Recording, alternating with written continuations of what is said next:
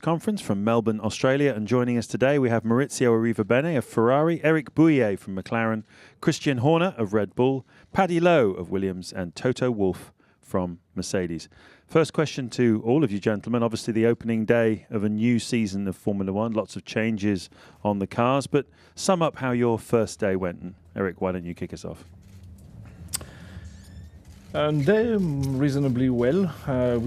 We obviously didn't add as many laps as we were expecting, but if you compare with the testing, it was a little bit better.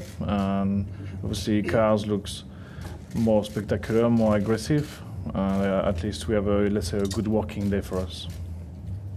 Christian, obviously you had the incident with Max, which lost you a lot of track time, but Ricciardo's long run looked pretty reasonable. Yes, not too bad. I mean, certainly the first session today was encouraging. I think a few changes that we made, the drivers didn't like too much. Max did a little bit of grass mowing at turn 12, and that compromised his session in the later afternoon. But we've got a lot of good information, and yes, we're generally quite encouraged. And Paddy, how was your first day of action at Williams? It was a sort of mixed day because we had a great first session, some encouraging pace. Lance's first practice ever in Formula One, so he was taking it steady, step by step, making good progress. But into the afternoon, we had an electrical problem on Felipe's car, a short circuit, so that really ended his session very early, so we didn't get the homework we would have liked on that car. But overall, quite encouraging for tomorrow. Maurizio, did today go as you thought it would? We were working mainly on car balance. This morning we were struggling a bit more than normal, but then in the afternoon we were still working on the car balance. Nothing different versus our program, our Friday program. Okay, and Toto, Lewis obviously looking very much the man to beat. Yes, he had a very good day overall.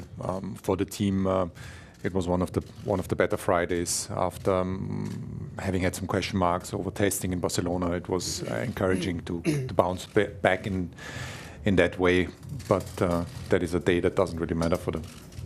Okay, Eric, coming back to you, we hear about you're collecting a lot of air miles at the moment, going forwards and backwards to Japan. How serious are your problems, and what steps are you taking with Honda to resolve them? Well, obviously we had a very bad winter testing, a lot of troubles. Didn't do many miles, no race simulations, but obviously, like you said, we have many meetings now with Honda, and we take it both very seriously. All the options are open. Obviously, on today we discuss how we can obviously catch up and recover from that situation. Toto, they say you should never change a winning team, but here you are after 3 dominant seasons with a new technical chief and a new driver. So how's the dynamic inside the team changed? It's a very large organization between Brixworth and Brackley. It's almost 1,500 people, and the dynamic is positive. And every year we're trying to reinvent ourselves without compromising our performance, and we're in good spirits. Christian, a slightly quieter testing period in many ways for you than with Ferrari and Mercedes, but clearly lots of new parts arriving on the car today. Tell us how you feel that the development race is going to impact this year's championship. Is it going to be the deciding factor, and are you going to come out on the right side of it? Well, I think it's going to be a big factor. I think that these regulations are still very immature.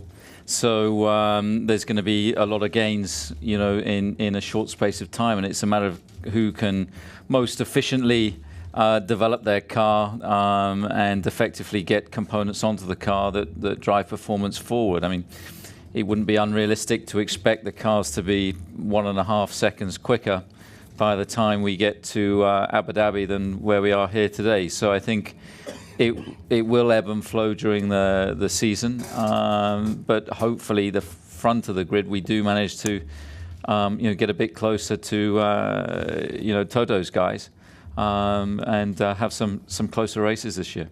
Okay, thank you. And Paddy, obviously you've gone back to the team you did some winning with back in the early 1990s, a dominant period with Mansell and Prost, etc. Why is this move to Williams the right thing for you at this time of your career? Well, I had a great 3 years in my previous team, some great success there. But, there was a great opportunity, a challenge at Williams. As you say, it's going back to the team where I started my career in Formula One. That was quite emotional and special going back there a week ago, seeing people I literally hadn't seen for 24 years. But, fantastic team, and we look forward to making substantial progress over the years to come. Okay, and Maurizio, obviously you've been downplaying expectations going into this season, not really wanting to say too much about how you thought you were going to go. But what I'd like to know is, inside the team, how hard was it to achieve building what looks a very competitive car, given all the technical staff changes and upheaval that you had in the second half of last year? I mean, if you change something, it's for the better, not to get worse. So I mean, we have a changer. The team is working very well together, and all the winter the guys that were exchanging information, they have a common goal, and working all together, having a common goal and exchanging all the information that they have. The car become not the car of one, but the car of everybody, and this is what is driving us, was driven us until today and into the future. Okay, throw it open to the floor. Please remember to give us your name and a publication when you ask a question. Who's got the first one for us this afternoon, please? John McAvoy, Daily Mail, to Maurizio. Liberty have arrived in and said that one of the things they want to do early on is to make everyone more available to the media.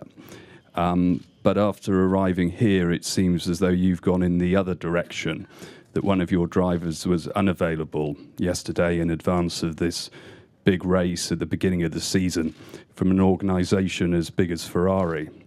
I was wondering why that is, whether that will go on or whether that will be addressed.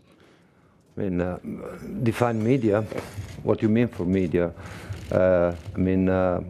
Today defining media, it's quite large in terms of communication. Media, it's also social media. It's not only what we are thinking about. Yesterday we have Sebastian that he was talking, and we were using social media and posting something related to Kimi. I mean, Liberty also said that in this business at the moment, the digital platform, they are used only at the 1% of the potential. So, I mean, the good thing is to find the right balance. Instead to have two drivers on Thursday that they are talking and do the copy-paste of one versus the other with the same question, we were making sure that Sebastian was talking one way and Kimi in the other. So we cover all the communication platform, making happy also Generation Z.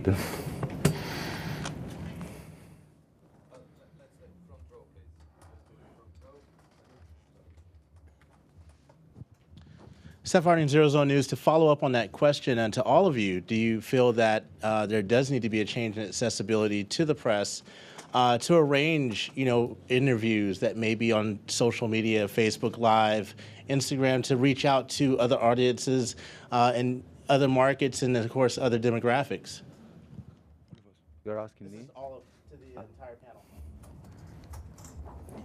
Well, look, I think that the changes that have already been put in place for this year have been positive. I think that relaxing the rules regarding the digital platforms, allowing content to be generated of non-circuit content, giving the ability for fans and followers to get a little bit beneath the covers and closer to seeing the personalities of the drivers in their build-up to a Grand Prix or pre-season, I think is certainly positive. But it's a media business at the end of the day. Formula One is a media business. We have to engage with the media. It's important that we give access to the drivers, access to the fans, because how else are we going to promote the sport? Toto, your view?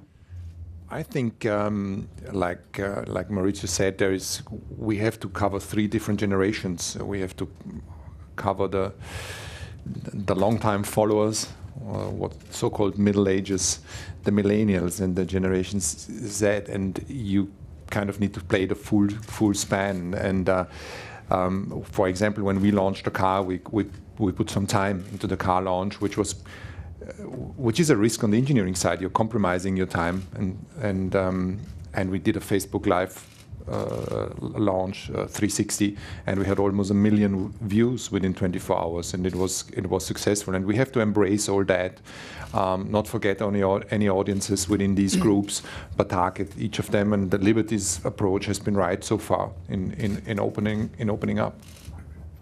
Any other views before we move on the subject? Okay. Giles Richards, The Guardian. It's a question for all of you. We've had the big regulation change this season. Can you tell me whether you think we will actually see better racing, and your reasons why, if so, or why, if not? Eric, why don't you start? I think the cars, obviously it's a hot topic because everybody's talking about this overtaking numbers and maneuvers and whatever.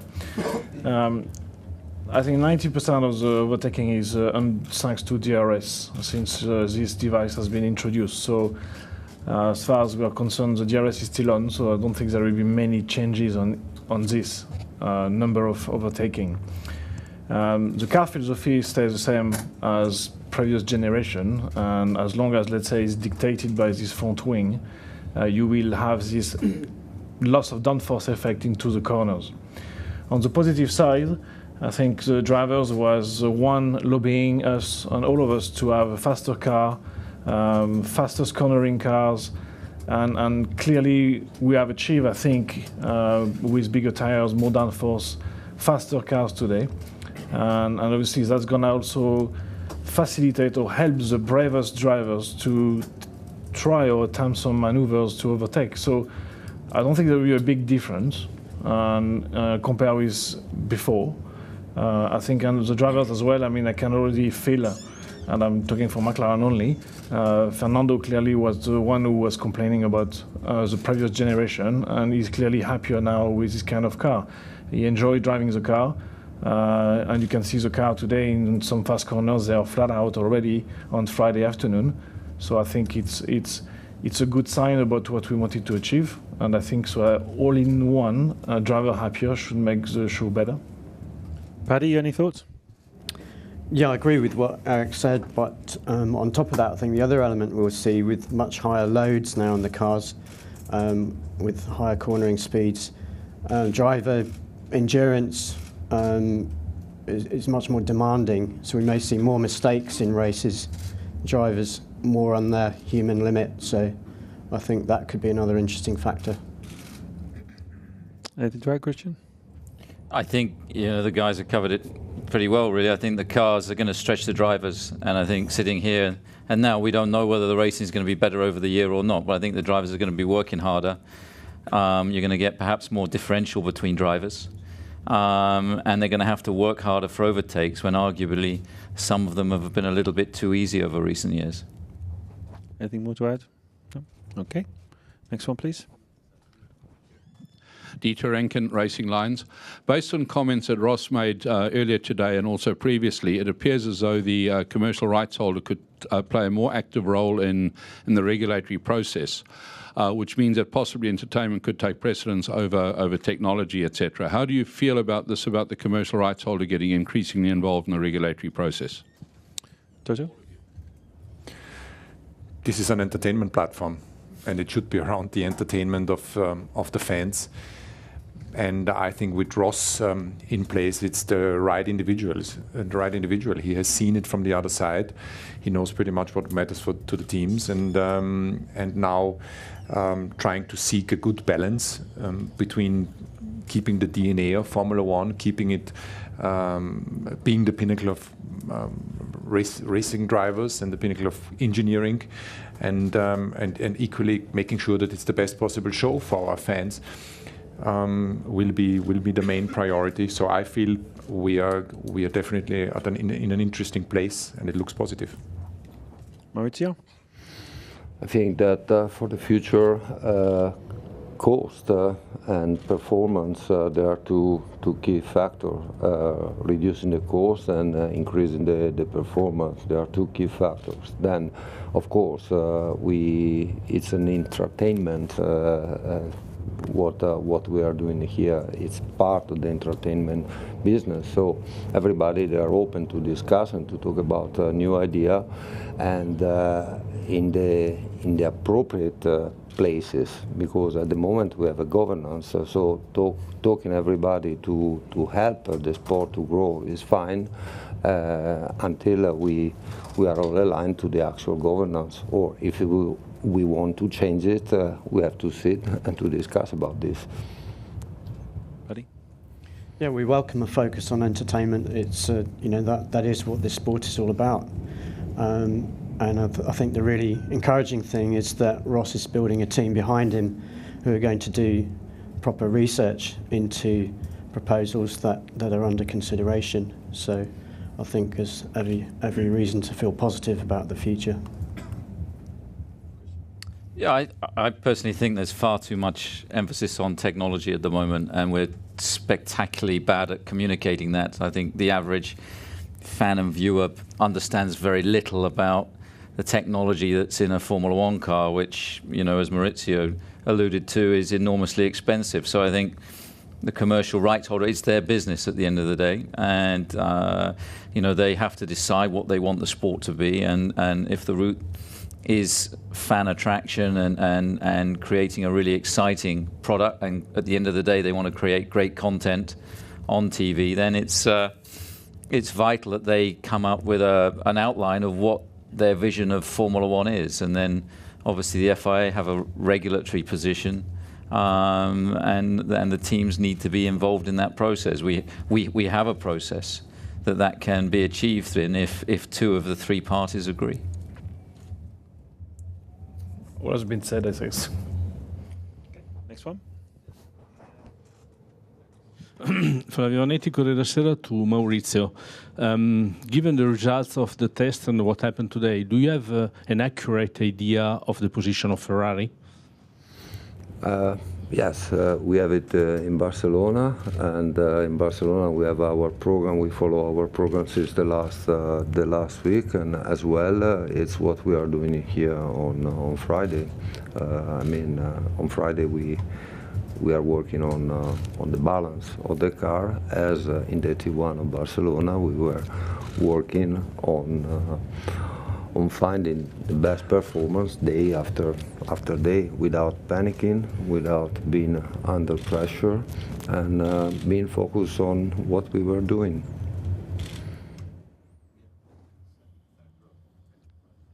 Another question for Maurizio. Luigi Perna, La Gazzetta dello Sport. Daniel Ricciardo recently in an interview told us that Sebastian Vettel becomes even quicker and more motivated when he has a winning car in his hands.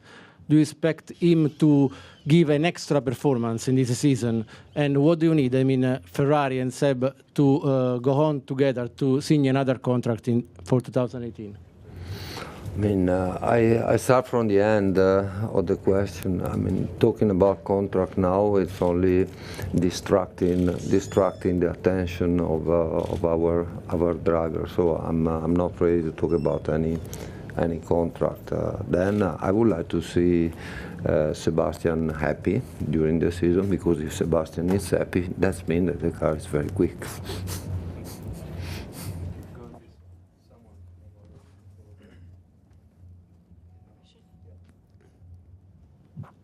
John McAvoy from the Daily Mail. Maurizio, do you have as much belief that you can win this race now as you did this morning? I hear what you've said and the work you've done during the day. But do you have as much belief that you can win it as you did at the start of the day? We, as I always said, we want to keep our feet on the ground. It's Friday. We have to work this evening. Tomorrow we continue our job. And then until Sunday we have a lot of things to do still. So I don't want to do any prediction. Second row.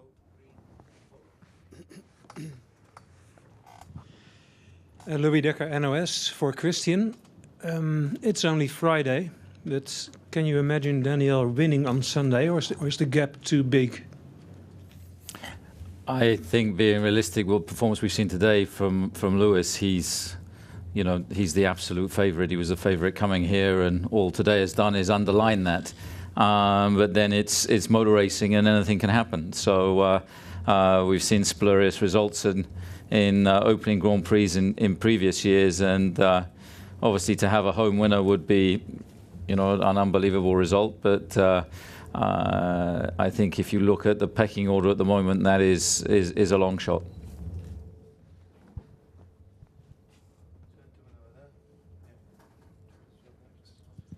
Andre Leslie from DPA. This is a question for Mr. Wolf. To do with the makeup of your team this season, with Valtteri Bottas now replacing Nico Rosberg.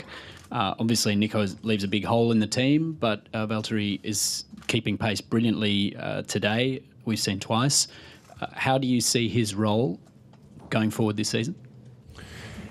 It's obviously very big shoes to fill.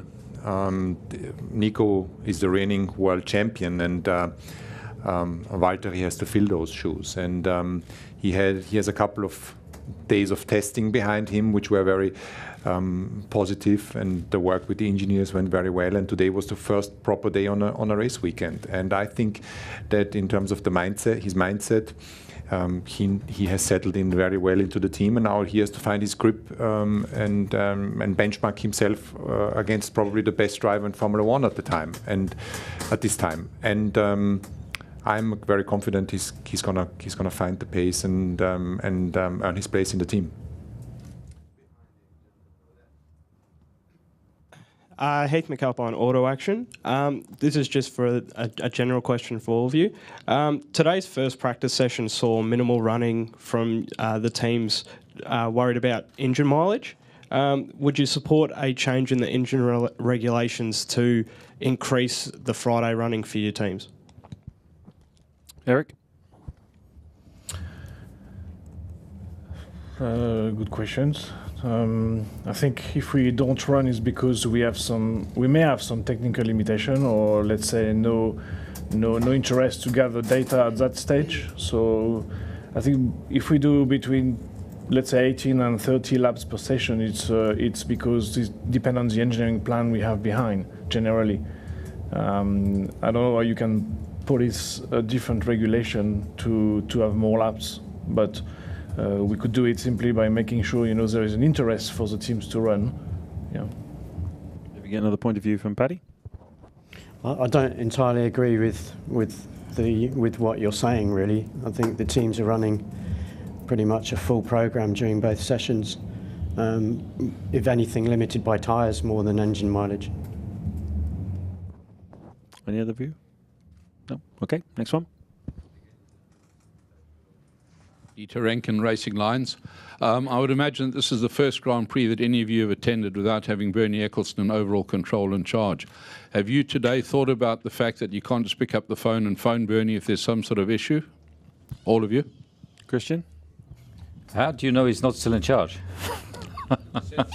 I think, look, I mean, what Bernie's done for Formula One has been, amazing. The sport is what it is today because of what he created, and I think in the role that he has, he's still going to be in a position to contribute. He still has a huge amount of historical knowledge, respect, and relationships around the world, and I think that harnessed and used in the right way is an asset to Formula One. I'm sure he'll be at some forthcoming events, and I think hopefully. The new owners can use him constructively and beneficially, to build on the good work that's already been done. Maurizio? I think that Bernie deserves all our respect, because if we are here and if the sport grow, it's thanks to him. But I think that the new group that is owning Formula One is here to make this sport growing even more. So I mean, there is no future without a good historical base. We have a good historical base, and I think that the new owners, they are looking forward to continue the growth. Having said so, thanks to Bernie for everything he has done, and now we need to look forward. Toto, anything to add? No, Christian, Maurizio said it all. Okay.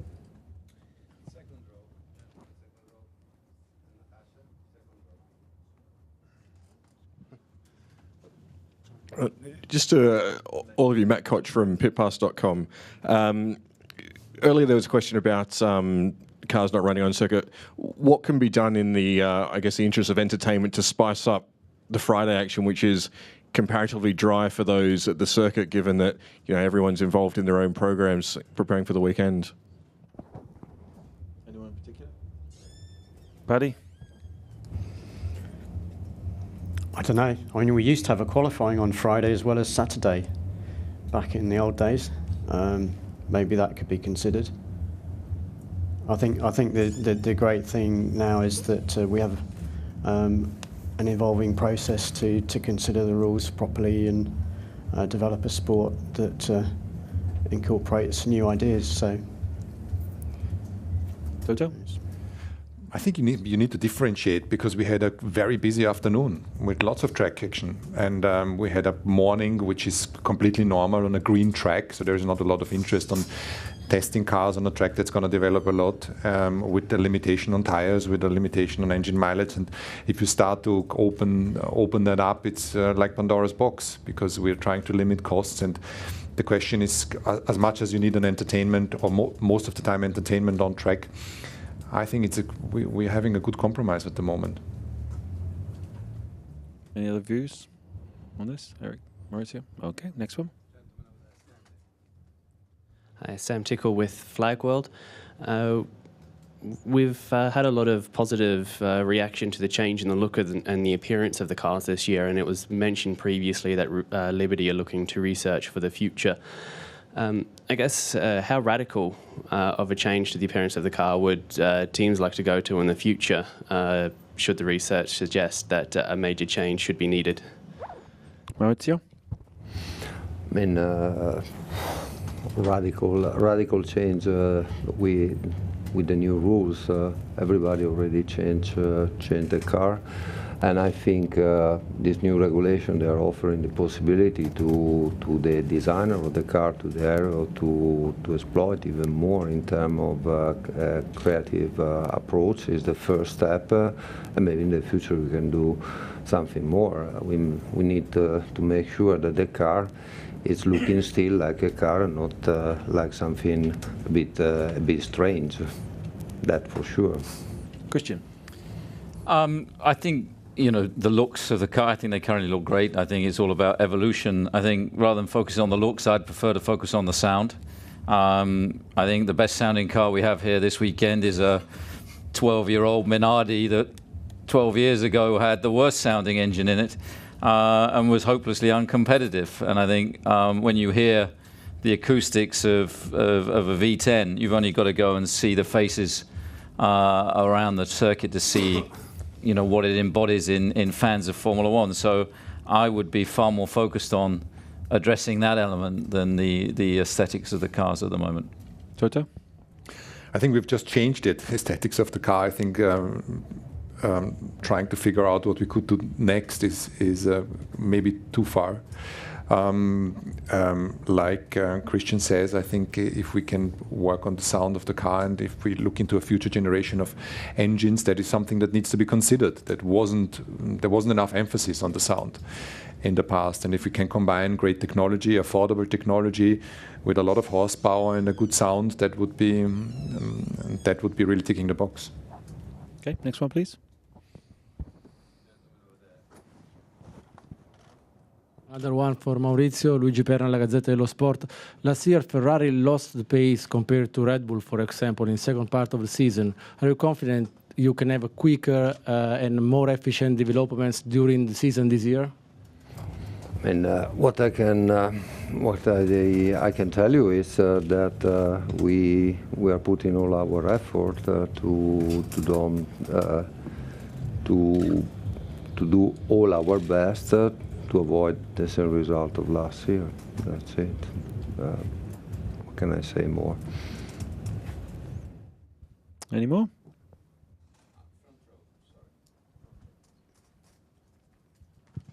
Leon Alepidis, F1Fan.gr.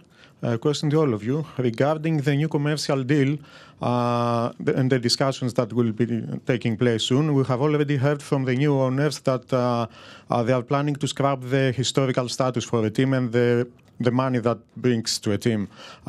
Would you agree that in order to have a more fair distribution of the prize money and more competitive, more just to the sport, or not, and why? Thank you. Maurizio. Normally, this kind of discussion, you do it with the people who have a contract with you, not in public. Toto, anything to add? Eric? I guess if you ask the people who earn more money, they will be against, and the one who earn less money, they will be in favor. So, but this is discussion behind the scene. Yes, not to be done in public. Christian? Well, it's not probably a team principal in the paddock that would say they're happy to take less money. If they are, they're mad. So therefore, I think it's a question of bringing the bottom up rather than the top down. And, hopefully that may well be achievable. Paddy? Sounds like a good idea. I would support that one. Yeah. Okay. Is that it? Thank you very much, gentlemen. Good luck in the Australian Grand Prix. Full transcript available at www.fia.com.